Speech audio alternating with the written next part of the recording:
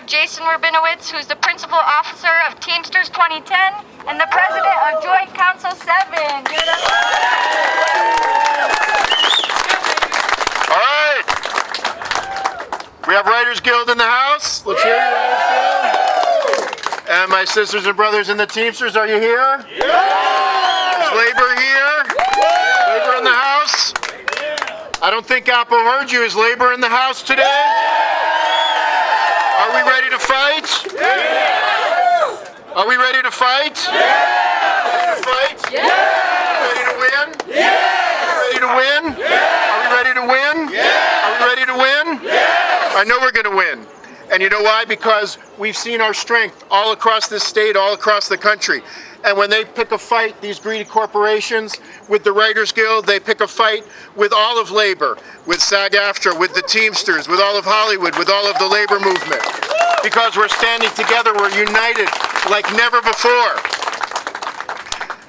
I come to you today, I'm Jason Rabinowitz, I'm President of Joint Council 7, representing 20 local unions, Northern California, Northern Nevada, 100,000 working men and women in Northern California, Northern Nevada. We also are here on behalf of 250,000 Teamsters throughout California, 1.3 million Teamsters across the United States, Canada, Puerto Rico. And we're here to say that the Teamsters stand with the Writers Guild, and we've seen Teamsters, our Teamsters Local 399,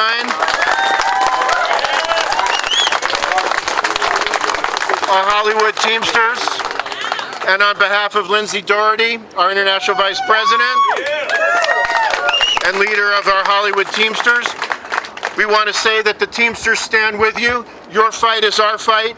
We stand with you shoulder to shoulder. As long as you're standing up, you're standing strong, we will be there with you in solidarity until we win this fight.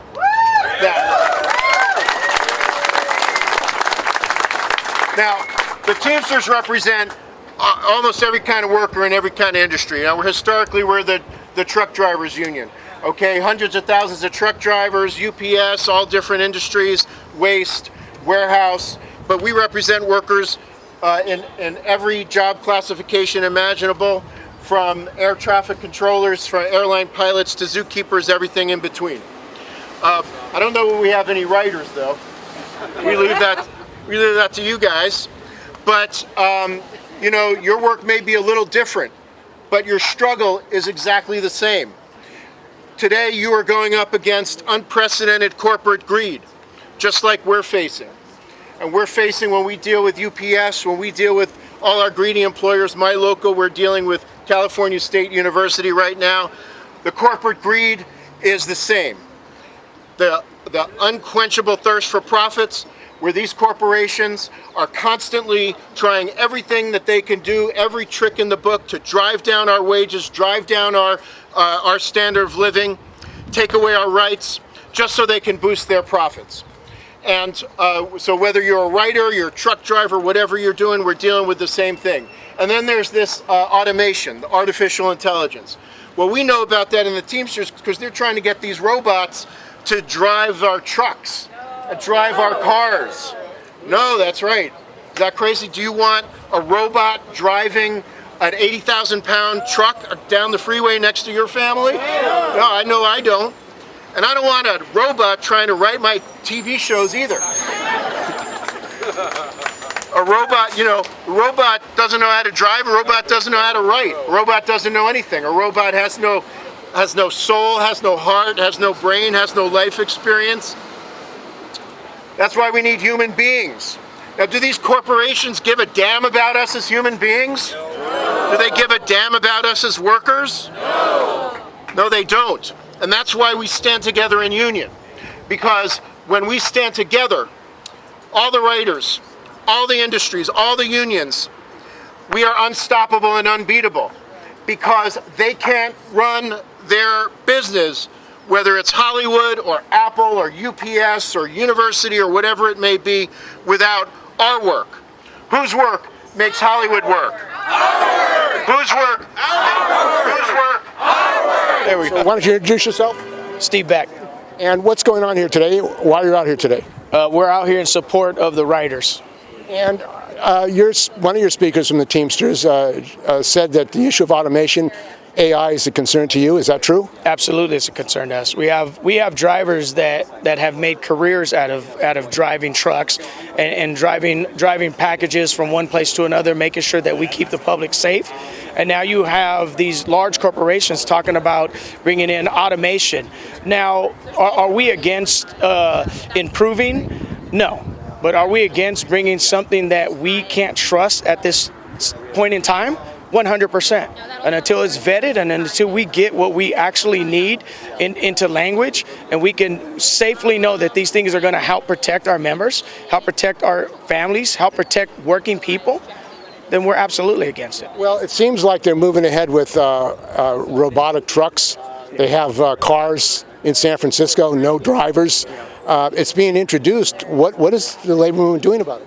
We've been trying to put in bills, working with our politicians, working with our city councilmen and councilwomen to make sure that if they're doing these things, they're doing them right and they're vetting them. That's the most important thing here, making sure that it's safe for people to be on the road with this automation. We don't have enough data. These companies spend millions and millions of dollars talking about how they've invested in data and how they've invested in making sure it was safe. Provide the data.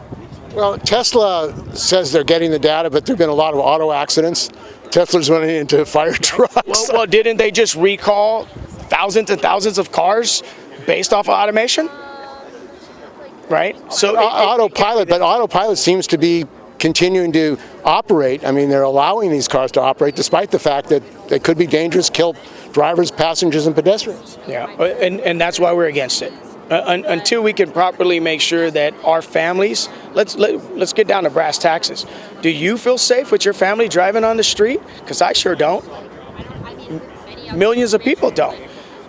But we're so worried about the bottom line and making the extra dollar that we forget how we made that dollar to begin with. It's on the back of hardworking men and women. And we're progressive. We've fought for all these new things. We're fighting for AI, but it has to be done correctly. It can't just be shoved down our throats simply because you want to make a dollar.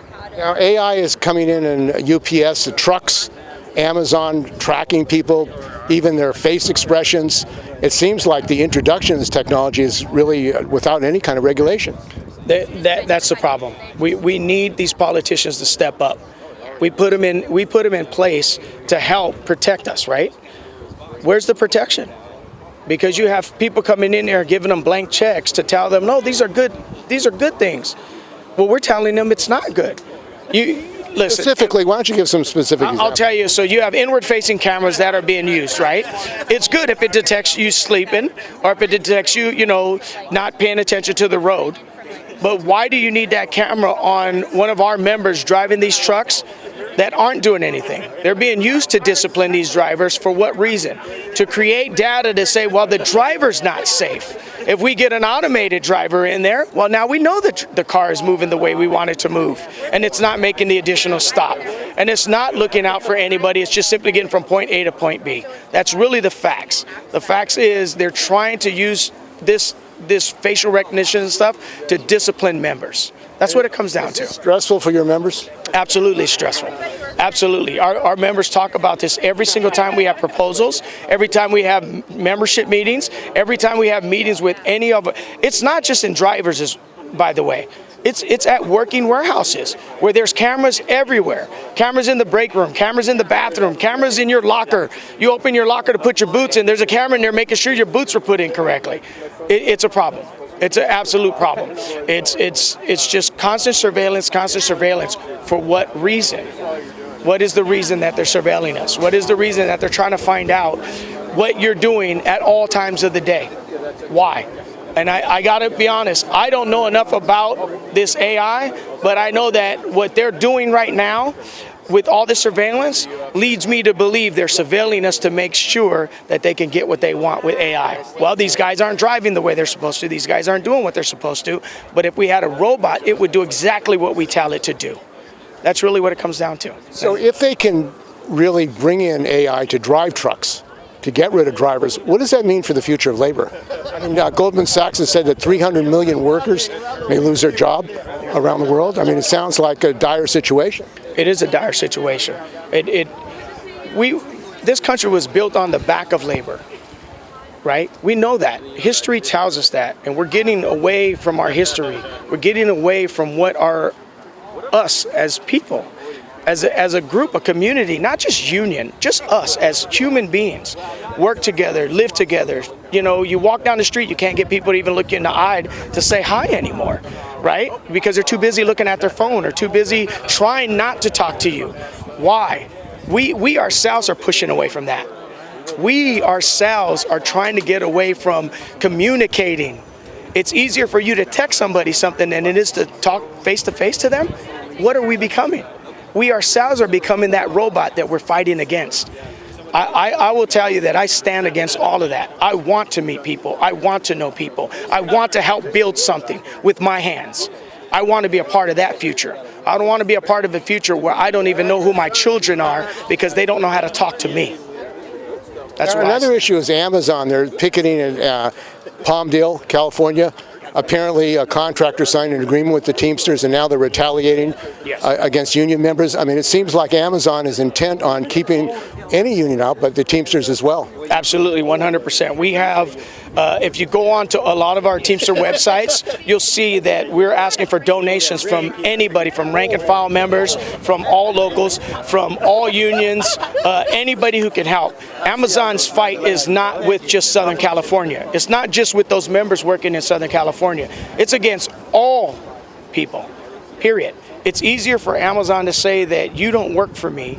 You're a third party. You do this because if you crash, you're subcontracted. If you crash, I don't have to worry about you. And that's what they're trying to do to their own employees. They're less than. And our fight is not with one facility. Our fight is with Amazon from north to south, east to west. Because if you can treat people as less than, think about what they would treat, and the people that work for them, they treat less than. Think about what they think about us. As long as you get that box with that smile on it, I tell everybody that does that, I tell them, turn that box upside down. That's a frown of the person working inside that Amazon facility, because that's how they feel when they leave. Don't let them fool you. They're talking about helping with medical and helping with retirement. Why? Why are they starting to broach those subjects now?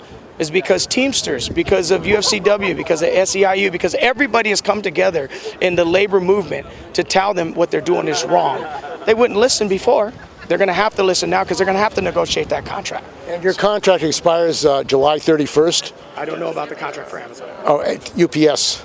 There's no contract for Amazon. Yes. So are you ready? And I mean, they called for unity here at the rally of all labor. I mean, do you think there is going to be a united labor movement? I believe there should be. I have faith. I'm one of the hopefuls. I don't believe in the politics of a thing. I believe in us as a community, as a labor movement coming together no matter what. And that's why I'm here today, to support them the same way that they would support us. That's what unions are, right? We take it from the word unity. So how can you be in a union but not be unified against the real fight? The fight against labor. Our fight is against labor. It will always be against that. We fight for our members in labor. We have to fight to make sure that they get what they deserve. These corporations are 100% hell-bent on keeping that 500% gap, right? Our job is to try to get a piece of that pie. That's it. And you can't have this huge campus and all of this beautiful stuff around you without the backs of labor. It's on their backs that you built this campus, right? It's on their backs that you have all this. They're asking for a small piece of that huge pie that you get to eat every 17 billion out of the billions that they make? Right. Isn't that weird that that's how we speak now? Before it used to be hundreds of thousands. Now it's millions upon billions. And it's still the same fight. It's the same fight we fought 50 years ago. It's just happening with more money. And we have to start recognizing that. We have to come together in all platforms. And every single union has to come together for the fight. So with UPS, we have to come together. UPS is the only reason why Amazon is not the number one, right? Where they haven't just gobbled everybody up. My name is Bobby Issa. I'm with Teamsters Local 2785 San Francisco. And you came down here to Apple Yeah. Why did you come all the way down here? In solidarity to support the WGAW. I mean, we're in full solidarity with all the unions coming out, helping to fight against, people who's not taking care of us. We work and don't get what we deserve, and we should get what we deserve. Is your union being affected by AI, artificial intelligence? Like our representative talked about, we also have drivers, and they might make AI drivers, and I'll be crazy if they do that, and we don't want that. We need a human being behind the wheels. Like those Waymo drivers that they have in San Francisco, where it's driverless. Like that's an AI thing. And we're trying to get that off the street as well. I mean, it seems like it's dangerous. Yeah. That technology. They stop in the middle of the street. I've seen it. I live in San Francisco. Yeah. I mean, you could have a real problem. Yeah, I mean, you see it in a construction site when they drive up, they don't know how to react, so they stop, and so like it could be dangerous for both parties, for whoever's walking on the street, pedestrians or so on, or the construction workers as well. Well, why is Governor Newsom and the government allowing this? I don't know. I guess they're trying to find a way to profit out of it, and less ways to spend money on other things, So I really don't know. I think it's a money thing. If they could put more money into something that could make them more money.